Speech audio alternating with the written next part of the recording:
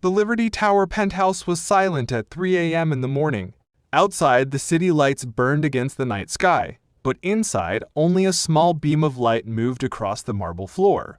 Ashley Brown sat cross-legged near the corner, her cleaning cart pushed aside. In her hands was an old book of advanced mathematics, its pages worn and bent. A cheap flashlight balanced between her fingers as she whispered numbers under her breath, trying to hold on to each formula. Around her, the place she had just finished polishing sparkled, the smell of disinfectant still fresh in the air. She thought she was alone. She always thought she was invisible in this house. But tonight, a heavy voice broke the silence. "What the hell are you doing here?" Ashley froze. The flashlight slipped, rolling across the marble and stopping near a pair of expensive leather slippers. She looked up, and her heart sank. David Johnson, the owner of the $30 million penthouse, stood above her in silk pajama. His tall figure loomed on the stairs, his face half-lit by the city glow. His tone was sharp, filled with the kind of authority that never expected to be questioned. Ashley did not stand. She kept her calm, though the weight of his stare pressed down on her. "Mr. Johnson," she said softly, "I've finished all my work. I was just taking a moment to study before I leave." David descended the stairs slowly, each step echoing in the vast living room. The polished marble caught his shadow, making him appear larger, more threatening. His eyes moved from the books on the floor to the small calculator she had placed beside them. "Study?" he scoffed, his voice cold. "Do you have any idea where you are? This isn't a school. This isn't a library. It's my home. I pay you to clean, not to play student." The air grew heady. Ashley gently closed her book, sliding the calculator into her bag. She did not rush. She did not bow her head. She looked at him with a stillness that unsettled him more than tears or excuses ever could. For the first time in 6 months of employing her, David truly saw her.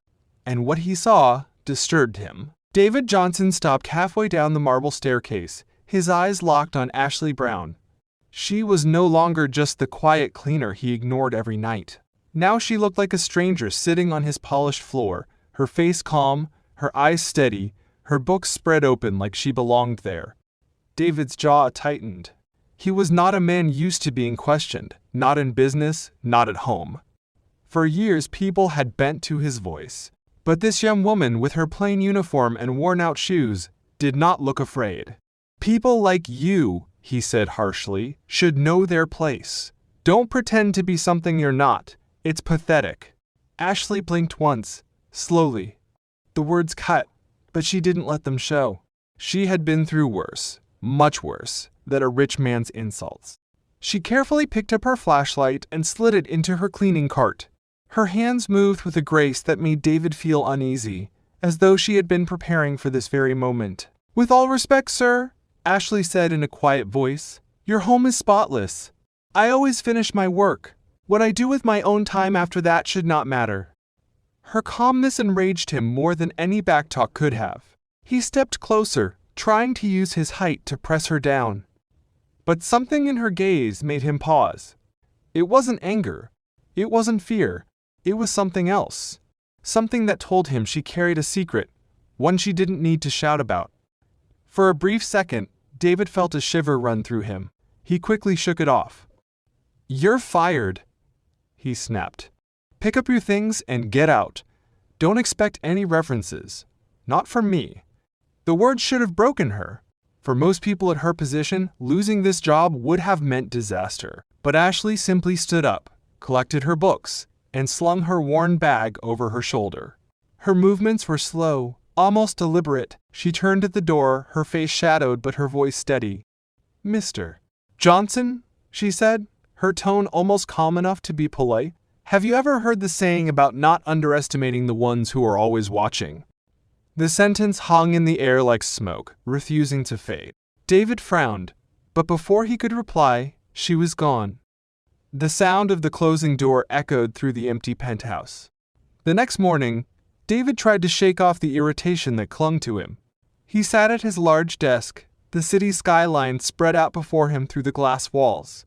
He tightened his tie, muttering under his breath, "Ridiculous! A cleaner trying to intimidate me." But even as he spoke, her face lingered in his mind. The look she gave him, steady and unreadable, unsettled him. It wasn't the defiance of someone reckless. It was the certainty of someone who knew more than she should. A knock on the door broke his thoughts. His assistant, Nancy Clark, stepped in, holding a folder. Her expression was uneasy. "Sir, Bright Star Cleaning called this morning," she said carefully. "They wanted to know why Ashley Brown was dismissed. They said she was the highest-rated employee they've ever had." David waved his hand dismissively. "She didn't know her place. That's all."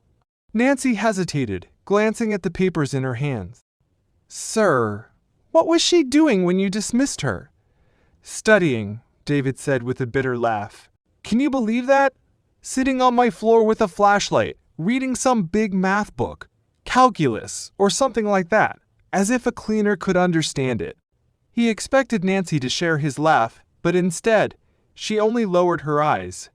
"I see," she murmured. "Very well, sir. I'll make a note for the company." She turned to leave, her steps quieter than usual. David leaned back in his chair, but the irritation remained. That look, that calmness. He hated how it made him feel. While David tried to push the thought away, Ashley sat at a small wooden desk inside Maplewood Public Library.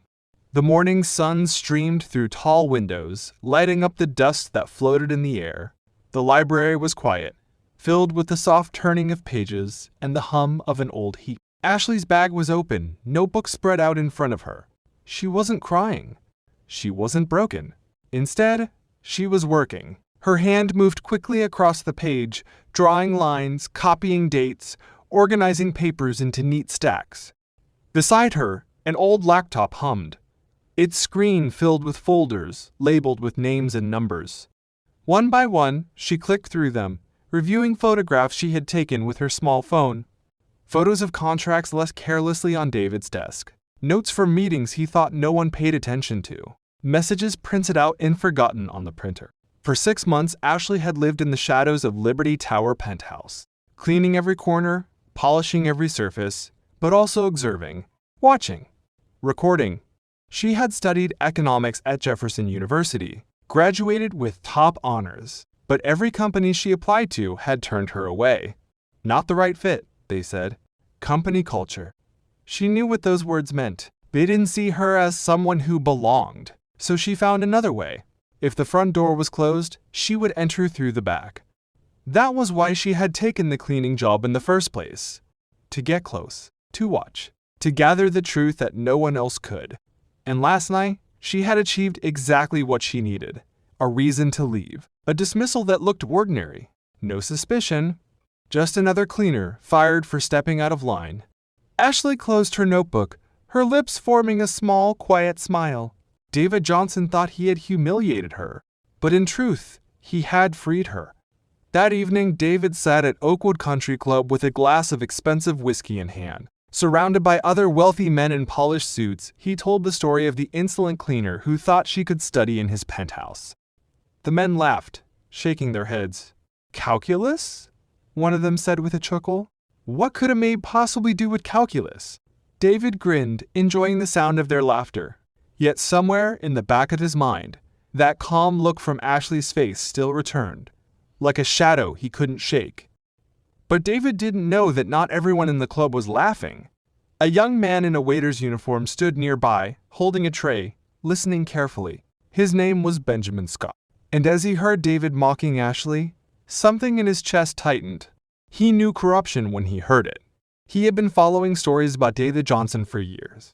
And now, for the first time, he had a lead. The cold wind cut through Pinewood Apartments that night. The thin walls of Ashley Brown's small home did little to keep out the draft. She sat at the kitchen table with a pile of envelopes spread in front of her electric bill, rent notice, medical prescription receipts. Her fingers pressed against her forehead, but her expression stayed calm. She could not afford to let fear take over. Her mother, Linda Miller, came in from her late shift at St. Mary's Hospital. Her nurse's uniform still carried the smell of disinfectant, her shoulders bent from hours of lifting and walking. She placed her bag on a chair and looked at her daughter with quiet worry. "Another long night?" Linda asked, her voice soft but tired. Ashley slid the envelopes into a neat stack. Yes, Mama. Just trying to balance everything. From the small living room, her younger sisters spoke in low voices. Emily Davis, only 16, was hunched over her homework, while Sarah Wilson, 18, was still in her diner uniform from Clark's Diner. Both girls tried to hide their fatigue, but Ashley saw it. She saw everything. You don't have to carry all this alone, Linda whispered, sitting across from her. Ashley smiled faintly. I know, but I will. At that very moment, inside Liberty Tower penthouse, David Johnson sipped a glass of wine as his city lights twinkled below. He had already told the story of the maid with a math book 3 times that day, each time with more exaggeration. His business partners laughed. To them, Ashley was nothing but a joke. But when David was alone, his mind returned to that look in her eyes.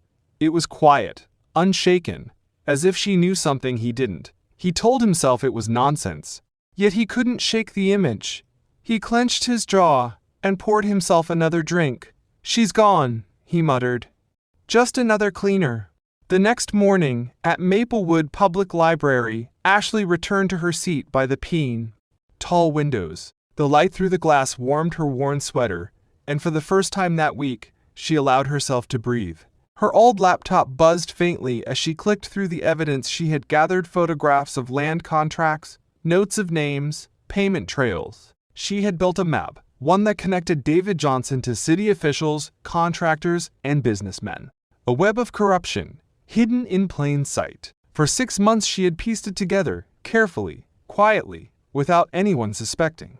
Ashley opened her notebook and began writing the next step. She couldn't release this yet. She needed a way to make it public, loud enough that it couldn't be buried, strong enough that David's money couldn't silence it. She paused when she heard footsteps. Someone stopped by her table. A tall young man in a plain jacket holding a tray from a coffee shop. Excuse me, he said softly. Are you Ashley Brown? Her hand froze over her notebook. She looked up slowly. The man had dark eyes, sharp but cautious. He held himself with the care of someone who didn't want to scare her. Yes, Ashley said carefully. Who are you? My name's Benjamin Scott. I work part-time at Oakwood Country Club. He glanced around before lowering his voice. I overheard David Johnson talking about you. Ashley closed her laptop halfway. And why are you telling me this? Benjamin set the coffee tray down on her table, his voice steady but urgent. Because I've been investigating him for 2 years. I'm a journalist. I've been chasing whispers of fraud, bribery, shady land deals.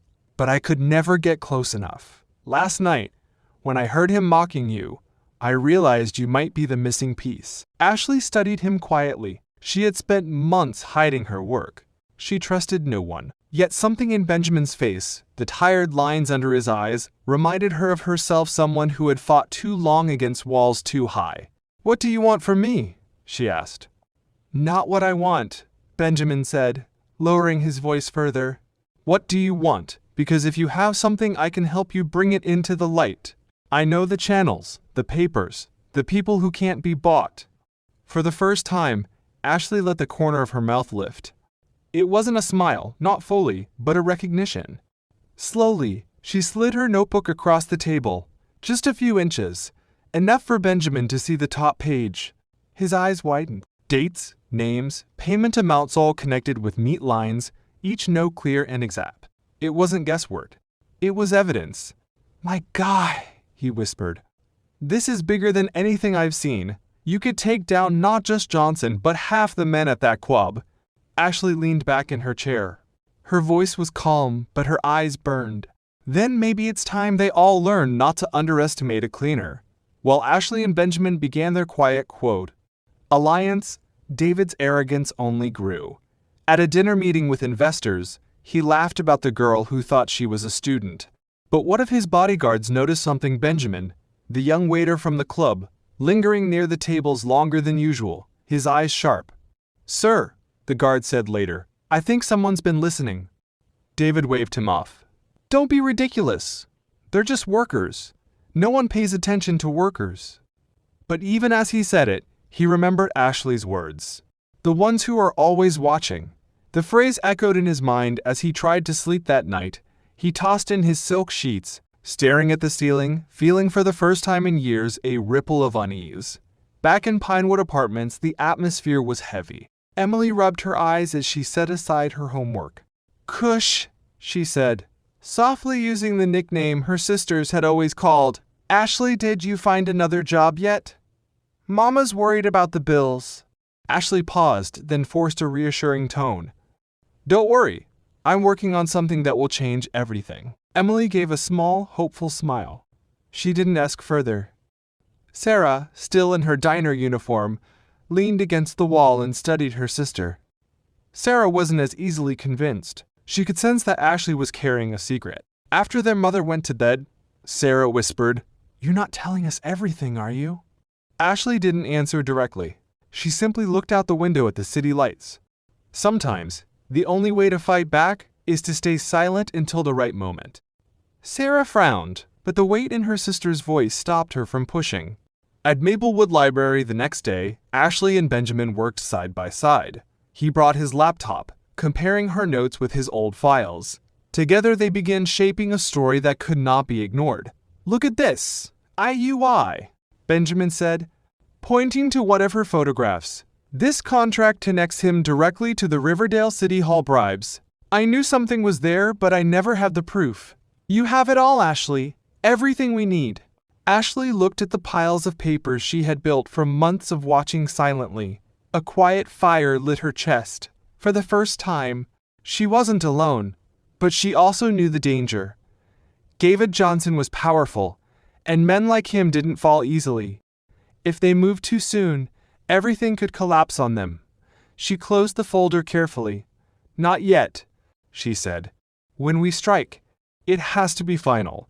It has to be something he can't escape." Benjamin nodded, understanding. The air between them was thick with purpose. Far above the city, in his glass penthouse, David poured another drink. He thought of Ashley again, and the words she had left him with. He tried to laugh them off, but the sound came hollow. For the first time in his life, David Johnson felt something he hadn't felt in years. Uncertainty. And somewhere, deep inside, the fear that maybe, just maybe, the cleaner had left with more than just her books. The days that followed were quiet on the surface, but beneath the calm, storms were building. Every morning, Ashley Brown carried her worn laptop and notebooks to Maplewood Public Library. The same wooden desk by the tall windows became her battlefield. Her fingers moved across the keys. Her pencil scribbled notes. Her eyes scanned photographs. Each detail mattered. Each line of ink was a step closer to justice. Benjamin Scott sat across from her, his own laptop open, his face serious. He had started coming every day after his morning shifts at the club. He brought coffee for both of them, but once they sat down, no words were wasted on small talk. Every second was spent digging deep, comparing files, verifying facts. "This," Benjamin said one afternoon, pointing to one of Ashley's photos. "This contract looks like a land deal, but see this note in the margin? That's the code City Hall uses for rezoning approvals. He must have gotten it before it was public." Ashley leaned closer, her dark eyes narrowing. "Insider information," she murmured.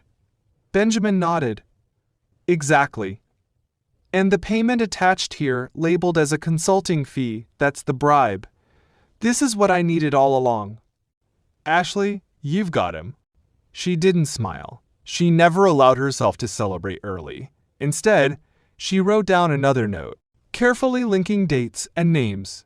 "Not yet," she said firmly. "We need more. Something that cannot be denied or twisted." Meanwhile, at Liberty Tower Penthouse, David Johnson continued his life of luxury, untouched by the storm building against him. He spent his days in meetings, his evenings at the country club, his nights sipping wine with investors. He bragged about new deals, laughed about competitors, and dismissed any small signs of trouble. But deep inside, a splinter of unease remained. He remembered Ashley's last words. "Don't underestimate the ones who are always watching." Sometimes, late at night, when the city lights showed against the glass walls, he saw her face in his mind. Calm. Certain. It made him toss in bed, restless. But when morning came, he covered his unease with arrogance again. She was just a cleaner, he told himself. She's nothing. At Pinewood Apartments, bills piled higher on the table. Emily Davis studied at the kitchen counter with tired eyes, while Sarah Wilson returned home late, smelling of grease from Clark's Diner. Their mother, Linda Miller, dragged herself through double shifts at St. Mary's Hospital. Ashley kept her secret. She told them she was looking for work, filling out applications. At night, she sat with her notes, her laptop glowing faintly in the dark. "Did you get any calls today?" Emily asked one evening, her voice timid. Ashley forced a reassuring smile. "Not yet. But soon. Things will change, I promise." Sarah studied her sister closely. She could sense something brewing, but she didn't press. Ashley's calmness was too strong to argue with. One Thursday night, everything shifted. Benjamin arrived at the library breathless, his hair damp from running through the rain. He set his bag down with shaking hands and pulled out a small USB drive. "You won't believe what I found," he said, lowering his voice. Ashley leaned forward, her eyes sharp. "What is it?" Benjamin plugged the drive into his laptop. A grainy video appeared on the screen. It was taken from a hidden camera inside Liberty Tower Penthouse's main meeting room. The timestamp showed it was only a week old. The video showed David Johnson seated comfortably in his silk suit, speaking with two men in dark jackets. His voice was clear. "Get me the inside information on the Riverdale housing project," David said, sliding a folder across the table. "You'll have your money by Friday. Same account as before." One of the men nodded. "And the bidding process? Already handled," David replied confidently. "The others don't stand a chance. It's locked in." Ashley and Benjamin watched in silence as the millionaire leaned back, smug and certain. The video ended with the men shaking hands. Benjamin turned to Ashley, his voice trembling with excitement. "Do you see? This is it, the smoking gun. Not just papers, not just guesses. His own voice, his own face. Bribery, insider trading, corruption caught on tape in his own penthouse."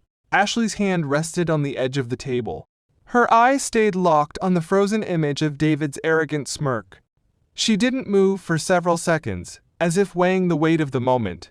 "This," she said quietly, "is what we needed." But she knew the risk. If they moved too quickly, David could bury it, twist it, buy his way out. It had to be released perfectly, in a way that spread faster than he could silence. "When do you think we should go public?" Benjamin asked. Ashley closed her notebook with a soft thud. "Not yet. First we organize everything. Contracts, payments, photos. And now this video. We build a story so complete that no one can question it. When it hits, it has to be like a hammer. Final, irreversible." Benjamin nodded, though impatience burned in his chest. "All right. But once it's ready, it'll shake this entire city." Ashley looked at the city lights through the library window, her expression calm but fierce. "That's the plan." That same night, David Johnson laughed with his partners at Oakwood Country Club. He poured drinks, told stories, and dismissed rumors about city investigations. "They'll never touch me," he boasted. "I built this empire too strong." But across the room, Benjamin quietly picked up empty glasses, his eyes lingering on the powerful men. He clenched his jaw, thinking of the evidence waiting on Ashley's laptop. Days turned into weeks. At the library, Ashley and Benjamin pieced everything together. They built timelines, cross-checked bank records, confirmed every detail. Each night, Ashley returned home to her family, who remained unaware of the storm she was preparing to unleash. One evening, as she organized her notes, her mother walked into the room. Linda placed a gentle hand on her daughter's shoulder. "You've been different lately," Linda said softly. "Quieter? Stronger? Are you keeping something from us?" Ashley met her mother's tired eyes. For a moment, she considered telling her everything. But instead, she chose words that were true enough. "Remember when you told me that one day things would change?" Ashley whispered. "That one day all our sacrifices would mean something?" "That day is close, Mama. Very close." Linda studied her daughter's face, then gave a faint smile. "I believe you." Ashley held on to those words, letting them strengthen her resolve. At Liberty Tower Penthouse, David began preparing for his next big project, unaware of the net closing around him. He ordered new suits, scheduled meetings, and boasted to investors. But late at night, when the city grew quiet, unease gnawed him. He found himself replaying Ashley's words in his mind, the calm morning she had left him with, the ones who were always watching. He poured himself another drink, shaking his head. "Nonsense," he muttered. "She's gone. She's nothing." But deep down, in the quiet of his heart, David Johnson felt the first cracks of fear. Monday morning began like any other in the city. The streets of Riverdale were noisy with traffic, newspapers rolled onto doorsteps, and office workers hurried to their towers. But inside Liberty Tower penthouse, the day did not start with routine. David Johnson woke to the sharp ring of his phone. He groaned, still half asleep, and grabbed it from the nightstand. "Mr. Johnson, it's urgent!" His lawyer, Charles Martin, barked through the line. "Have you seen the papers? The news? It's everywhere." David sat up, confusion clouding his face. "What are you talking about? Turn on the TV, now!" David stumbled into the living room, switching on the giant flat screen. His heart froze. On every channel, his photo filled the screen. Headlines screamed in bold letters. "Millionaire empire built on bribes and fraud. Exclusive evidence reveals corruption at the heart of Riverdale." The Capital Gazette's front page showed his face beside scanned documents, contracts, bank transfers, and worst of all, a still image from the hidden camera in his penthouse. It showed him mid-sentence, offering bribes with his arrogant smirk. David's knees buckled. He snatched the paper off the table and flipped through it in panic. Every paragraph stabbed at him. There were names, dates, payments, and full explanations of how he manipulated city projects. Every accusation was backed with evidence. It was airtight. His phone buzzed again. This time, it was Robert Hall, the mayor. "David, you fool! Do you realize what you've done? My name's all over this. I have no choice but to cut ties with you. Don't call me again." The line went dead. Moments later, his lawyer called back. "The federal auditors are at the bank. They're freezing your accounts. You need to prepare yourself, David. They're coming for you." David dropped the phone. For the first time in years, his hands trembled. He staggered to the window, staring out at the city he had believed he owned. Now, it was slipping away, piece by piece. At Maplewood Public Library, Ashley Brown sat quietly with Benjamin Scott by her side.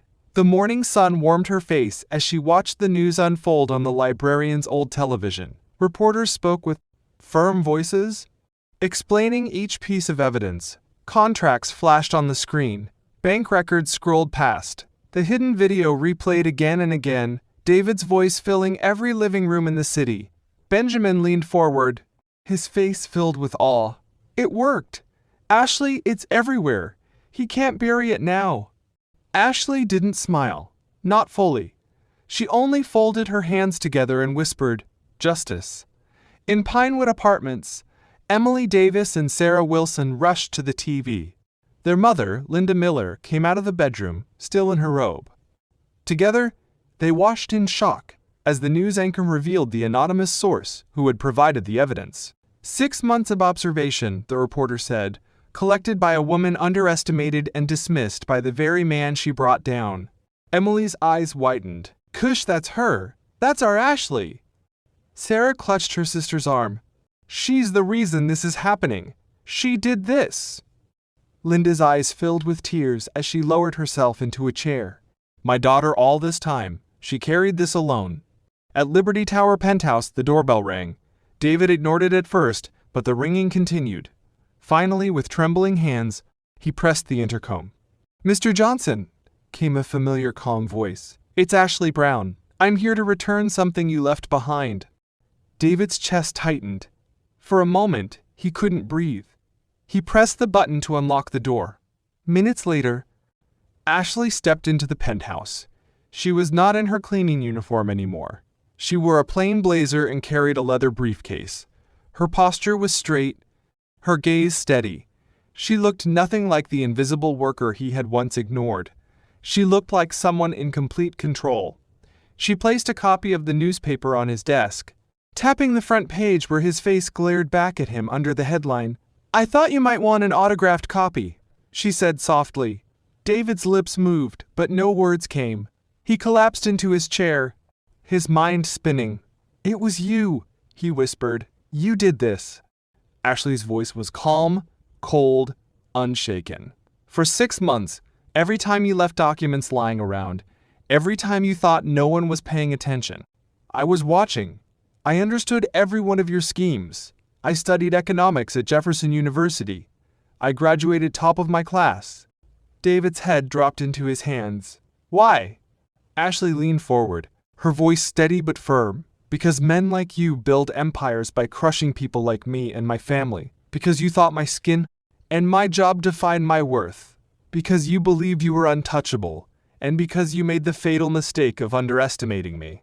At that moment, David's phone rang again. His lawyer's frantic voice shouted from the speaker, "David, the warrants are ready. They're coming for you. You need to surrender, now."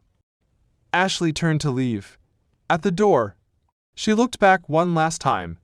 "My family doesn't have to worry anymore. The reward for cooperating with the investigation will take care of them. My sisters can finish school. My mother can finally rest. And me, I will work in the career I fought so hard to enter." She stepped into the hallway, leaving David in silence. 6 months later, David Johnson sat in Redwood Federal Prison. His expensive suits had been replaced with an orange jumpsuit. The walls were gray, the air heavy, the laughter of guards cruel. His $30 million empire had crumbled. Property sold. Accounts emptied. Reputation gone. He spent his days looking back, replaying the moment he saw Ashley on the marble floor, studying by flashlight. That single moment had been the start of his end. Meanwhile, Ashley sat in a bright new office 3 floors above where David had once closed his crooked deals. A large window gave her a view of the city. The name on her desk read, "Senior Analyst, Horizon Financial Consulting." Her supervisor, Thomas Anderson, entered with a smile. "Great work on that compliance report, Ashley. You saved the company from falling into a Sterling-type scheme." "Thank you," Ashley said, her voice calm but confident. But what brought her true joy was at home. Linda now tended a small garden outside their new Brookside house. Emily studied medicine at Jefferson University. Sarah was studying law, inspired by her sister's fight for justice. One evening as they gathered around dinner, Emily held up a newspaper. "Look," she said, pointing to a headline about corporate reform. "They're calling it the Brown Effect." Ashley smiled gently. "It's not about me. It's about proving that no one should ever be underestimated." Back at Redwood Federal Prison, David Johnson watched an interview on the prison TV. Ashley sat on stage at Jefferson University, speaking to students. "When that man told me people like me had a place in society, he was right," she said with a faint smile. "Our place is anywhere our determination takes us, not where prejudice tries to trap us." The audience erupted in applause. David turned off the television, sinking into his bunk. For the rest of his days, he would live with the truth that the cleaner he had mocked had destroyed him with nothing but patience, intelligence, and quiet strength. Dear viewers, what we just witnessed is more than a story. It is a lesson about life. Ashley Braun was only seen as a cleaner, someone invisible, someone easy to dismiss. But while others looked down on her, she was watching, learning, and preparing. The same hands that scrubbed floors were also building a case that shook an empire. David Johnson's downfall teaches us something important. Never underestimate anyone. The person you laugh at today may be the one who holds the key to your future tomorrow. Prejudice blinds us, but truth always has a way of shining through. Ashley proved that anger without direction is just noise, but anger with patience and strategy becomes justice. She showed us that where you come from doesn't limit where you can go. If this story touched your heart, make sure to like this video, subscribe to our channel, and comment below where you're watching from. Your support helps us continue to share powerful stories that inspire and remind the world that dignity, justice, and determination will always rise above arrogance and prejudice.